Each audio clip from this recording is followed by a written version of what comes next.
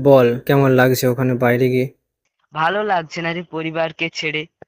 ওখানে কিছু পেলে ওখানেই থাকতে পারতাম। মাকে তো চোখের সামনে অন্তত দেখতে তো পেতাম। কেন?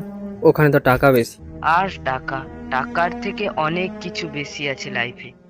হুম। জানিসই তো, বাবা পার্টি নিয়ে লড়তে লড়তে মারপিট করে মারা যায়। এরপর পরিবারকে অনাথ করে দিয়ে যায়। কি করব বল আমি? টাকা লাগে যে বাঁচতে গেলে। মা বোন তাদের একমাত্র সম্বল তো আমি। ওখানে অনেক তো চেষ্টা করলাম, কিছুই হলো কি? এই সরকার সব শেষ করে দিয়েছে। না না, এই সরকার শেষ করার আগে তোর বাবার মতো কিছু মানুষ আর আমরাই সব শেষ করেছি।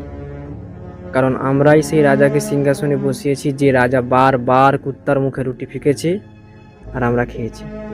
এখনো ফিকছে, এখনো খাচ্ছি, আরো ফিকবে, আরো খাবো। তাই দোষটা আগে নিজেকে দে। রাজায় রাজায় লড়ে আর প্রজারা মরে। তাই রাজনীতি রাজনীতির জায়গায় থাক, সেটা মানুষকে যেন না গিলে ফেলে। পাল্টানো দরকার, পাল্টালে সব ঠিক হয়ে যাবে। হুম হুম হয়তো। যেই যায় লঙ্কায় সেই হয় রাবণ।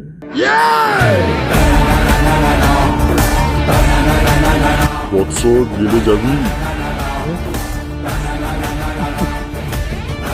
হুম হুম